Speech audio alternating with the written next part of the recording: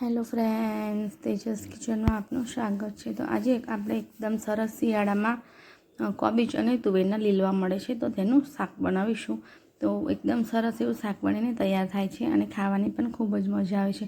તો એકદમ સરસ અને કોબીજને લઈ લેવાની છે, ઉપર એક બે પાન કાઢી લેવાના છે અને તમને જે રીતની ગમે એ રીતની તમે કટ કરી શકો છો। તો જો આ રીતે વચ્ચેથી કાપા કરીને પણ તમે કટ કરી શકો છો અને ડાયરેક્ટ પણ કટ કરી શકો છો।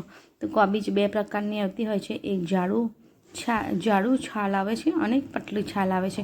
તો પતલી છાલવાળું કોબીજ હોય એનું શાક એકદમ સરસ બને છે, લચકા જેવું શાક બને છે, અને જાડી છાલવાળું હોય તો એ છૂટું પડી જાય છે।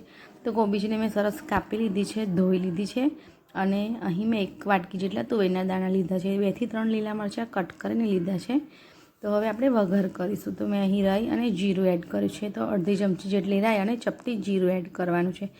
રાઈ અને જીરું થોડું તતડે એટલે આપણે લીલા મરચાં એડ કરીશું અને લીલા મરચાં એડ કર્યા પછી આપણે કોબીજ એડ કરી દઈશું, જે સાફ કરીને રાખ્યું હતું, અને સાથે જ આપણે તુવેરના દાણા પણ એડ કરીશું। તો તુવેરના દાણા જો વધારે પડતા પીળા કે એવા હોય તો તમે એકાદ વિસલ કુકરમાં બી લગાવી શકો છો, અને કૂણા હોય તો તમે આ રીતે ડાયરેક્ટ પણ એડ કરી શકો છો।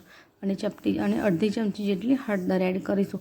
તો બીજા મસાલા આપણે પછી એડ કરીશું, મીઠું એડ કરીશું। તો બીજા મસાલા પછી એડ કરવાનું એક કારણ હોય છે કે લાલ મરચું એડ કરીએ એટલે શાકનો કલર ચેન્જ થઈ જાય છે, લાલ થઈ જાય છે અને મસાલા બળી જાય છે, માટે આપણે હંમેશા શાક ચડી જાય પછી જ મસાલા એડ કરવાના છે। તો જોઈ શકો છો આ રીતેનું ટ્રાન્સપરન્ટ શાક થઈ જાય એટલે એમાં 1 ચમચી જેટલું ધાણા જીરું અને તીખું તમે જે રીતનું ખાતા હોય એ પ્રમાણે તીખાશ એડ કરીશું, અને સ્વાદ અનુસાર મીઠું મેં પહેલાં એડ કરી દીધું છે। તો સારી રીતે મિક્સ કરી લેવાનું છે। તો જોઈ શકો છો એકદમ સરસ એવું કોબીજનું શાક બની ગયું છે।